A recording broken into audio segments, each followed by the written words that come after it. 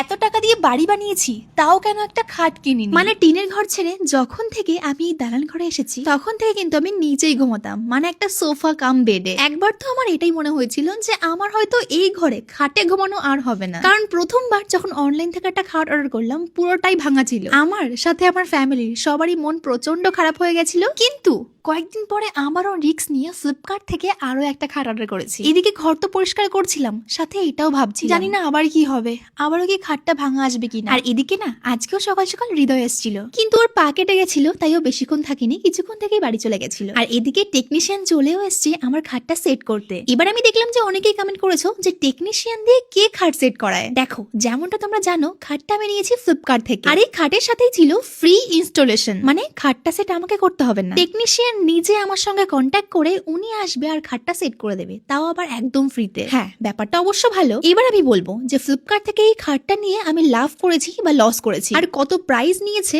Worth it কিনা সেটাও বলবো। যেমন তোমরা জানো যে আমাদের ঘরের রুমগুলো কিন্তু অনেক, তার কারণে আমার ইচ্ছা ছিল যে আমার ঘরে একটা কিং সাইজের বেড নেব, কিন্তু আমার পিনকোডে ওটা কোথাও অ্যাভেলেবেল ছিল না, তো সেই কারণে শেষ অবধি আমাকে নিতে হয়েছে একটা কুইন সাইজের বেড। আর আমার রুমে খাটটা দেখে হয়তো মনে হচ্ছে যে খাটটা অনেক ছোট, বাট এটা মোটেও নয়, আমার রুমটা অনেকটা বড় আর ঘরটা পুরোটাই ফাঁকা, এই কারণে এমন মনে হচ্ছে। আমি বলবো হামেশাই এই বেডটাতে লম্বালম্বি ভাবে তিনজনও ঘুমাতে পারবে, মানে বেশ ভালোই বড়। আর এই বেডে কিন্তু স্টোরেজ ছিল, মানে যেটাকে আমরা বলি বক্স খাট। বাট টেকনিশিয়ান যেটা আমায় বলে গেছে, যত এই খাটটাতে জল না লাগবে তত কিন্তু এটা ভালো থাকবে। মানে হ্যাঁ, এই খাটের মেইন শত্রু হচ্ছে জল, তো ঘরটা মোছার সময় একটু সাবধানে মুছতে হবে এই আর। আদারওয়াইজ এই খাটটা আমি পেয়েছি 11,000 টাকায়, আর সত্যি এই দামে এত সুন্দর খাট আমি এক্সপেক্ট করিনি। যেমন ভালো কোয়ালিটি তেমন স্টোরেজ রয়েছে। ইভেন আমাদের এখানে দোকানে এইরকম খাটগুলো অনেক বেশি প্রাইস বলছিল, সেই কারণেই আমি অনলাইন থেকে এটা কিনেছি। আর আরো একটা সত্যি হচ্ছে, এটা কিন্তু আমি নিয়েছি আমার গেস্ট রুমের জন্য। যেই কদিন আমার রুমের জন্য একটা অ্যাপ্রোপ্রিয়েট খাট পাচ্ছি না, সেই কদিন এটা আমার রুমেই রাখবো। আরে মেইন কথাটা বলতেই ভুলে গেছি, আজকের এই খাটটা আমায় কিনে দিয়েছে